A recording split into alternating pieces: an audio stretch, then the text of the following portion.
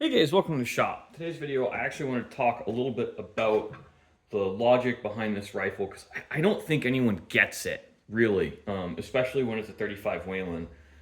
Now, in today's world, the 35 Whelen is looked at as kind of a more expensive caliber, definitely mostly in the realm of custom and semi-custom rifles. And this gun here is really brutally simple. It is a factory rifle with a custom barrel screwed on. And that's kind of what the 35 was really meant to be. It was meant to convert the 1903 Springfields and Mausers that were so available in the interwar period. I don't believe Townsend Wayland actually had any hand in it. I think it was mostly Griffin and Howe, people who are more of an expert, correct me if I'm wrong, in developing the cartridge. And we've got some reloads here. Now, these haven't been fire formed yet, but if you can read the head stamp, you'll see these are made out of 30-06 cases.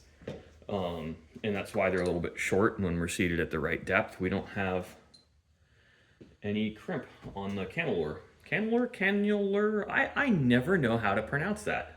But kind of the idea behind this is a really stone simple but very powerful and very effective hunting rifle. Now, the logic behind necking this up is to make what's referred to as the poor man's 375 H&H. It's the exact same logic as what's behind the 9.3 by 62 Mauser.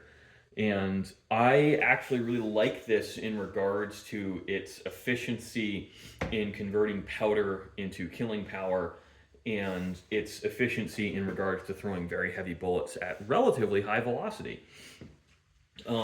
Before he deleted his comments on one of my other videos, there was a fellow claiming that, oh, you can't do that with a 35 Whelen. It's just a stupider version of the 358, and he's referring to the 358 Winchester, and he's trying to posit that short action cartridges are superior because, oh, they're more efficient. They're really not, guys. That comparison has been made because the short action cartridges are running at like 62,000 psi, and these older, he referred to them as legacy cartridges because they're obsolete cartridges, are running at much lower pressures and therefore are less efficient. Really, yeah, that's kind of true, but there's no reason when you're a reloader to not load everything to 62,000 psi if you have quick load.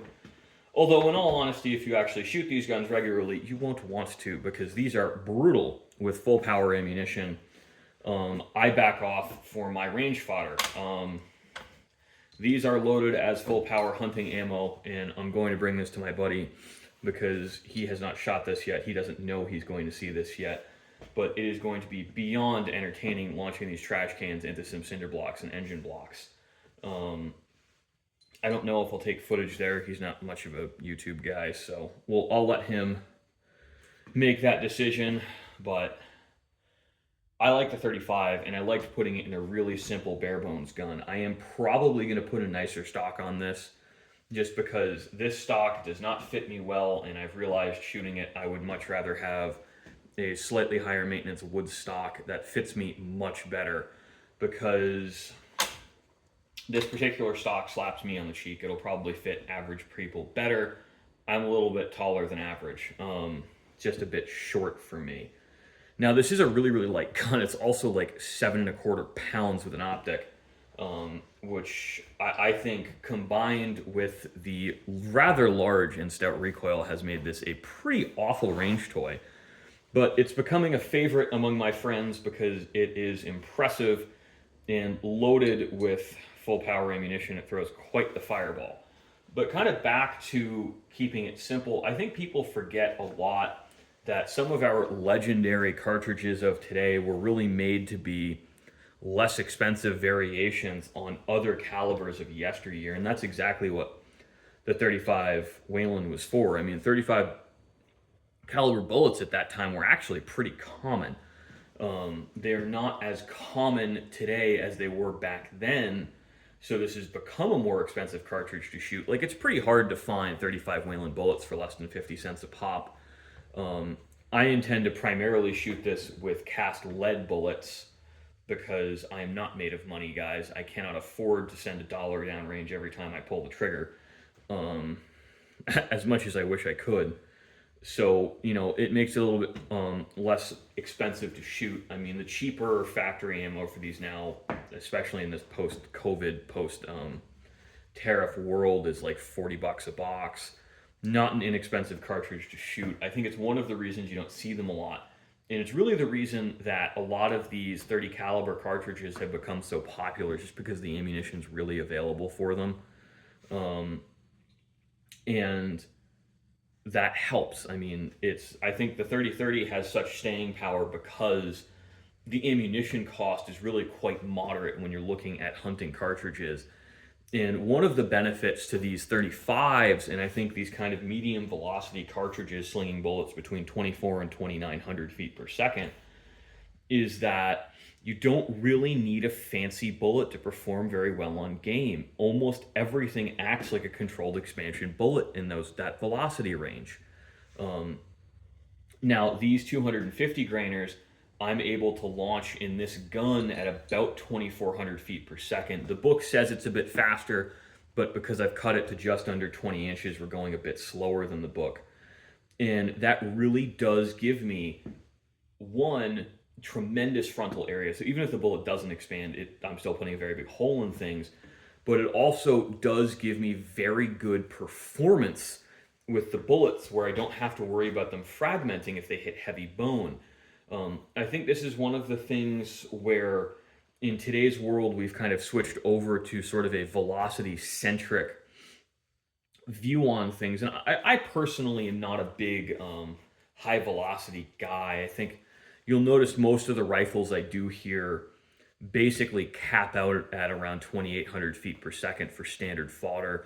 The exception to that being the 30-06.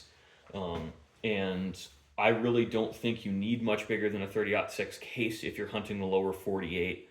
I certainly you can make the argument on grizzlies, but we don't really hunt grizzlies, and I think at the ranges you do most bear hunting, the 35 would still be a very, very good choice. Same thing, I think the 338-06 may actually be a better choice in a lot of ways. Instead of using a 35 caliber bullet, you're using a 33 caliber bullet. It really splits the difference between the 35 Whelen and the 30-06. I don't have other cartridges. I assume all of you know what a 30-06 looks like. This is just a 30-06 case. I don't need to lecture you on that. This really just sits in a very good area when we look at pure ballistic performance. Very, very few people, I think, regardless of whether they're in the West, are taking more than 200-yard shots. Certainly people are making pot shots at longer distances than that, but they're probably not recovering the animal. And I think that's one of the things a lot of people get lost in is, well, this is a 400-yard capable cartridge, but are you a 400-yard capable shooter? I am not, under field conditions, under the excitement, and certainly with the limited visibility and poor climate conditions we get in hunting season here. I would say I'm comfortable with a 150 to a 200-yard shot, really regardless of caliber, and that's just because of the limits in lines of sight. Now, different people will feel differently, obviously. I think some people are going to say, I can take 400-yard shots all day long. Most of those people are lying to themselves. They're not really lying to you. And I think most people with iron sights are really hard-pressed to take more than a 75-yard shot safely. I do find most people on the internet are wildly unrealistic with their own shooting ability and other people's. Because, a lot of the guys who can make hits on animal vital zones at 300 or 400 yards, which I'm one of those people under range conditions, it's completely different when you're under field conditions. And I find the younger crowd who's much more into kind of the tactical shooting, those people are actually a little bit more honest with themselves, I think, than the generation who grew up in NRA high power, because those guys are more likely to shoot in the rain. They're also shooting in the woods at, less contrasting targets. So I think for them, they're just more honest with what they're able to do. And I think that we kind of collectively and societally tend to blow smoke up each other's asses a little bit more than is really justified. Um, I try not to. I try to be pretty transparent with things. I just think that when we're looking at a 200 yard capable New England hunting rifle, this really is the creme de la creme because it's light enough for stalking, it's accurate enough for the long shots we get around here, it's reasonably comfortable to shoot with kind of training power ammunition, i.e., starting loads, but it really it's just a well-rounded. If you reload, it's an inexpensive cartridge, relatively speaking, for the kind of power you get out of it. And in a lot of ways, you can kind of think of this as like a rimless 4570. That's not really the most transparent way to put it, and it's not truly accurate, but it certainly kind of, I think, touches on the idea of it, where people still view 4570 as an extremely effective big game cartridge because it is. It's very hard to argue with big bullets at moderate velocities. Um, and I, at some point, would love to get a 358 Norma Magnum for no other reason than I think it's stupendously overpowered and pointless. But it makes a very, very large kaboom, and I suspect when I go shoot water heaters or old televisions with it, it's going to be very entertaining. That actually is one of the criteria I have when I'm building certain rifles. Is this going to be fun to shoot? And since I am primarily a target shooter, I am a very casual deer hunter. For me, having fun shooting garbage is actually more important than its efficacy as a hunting rifle.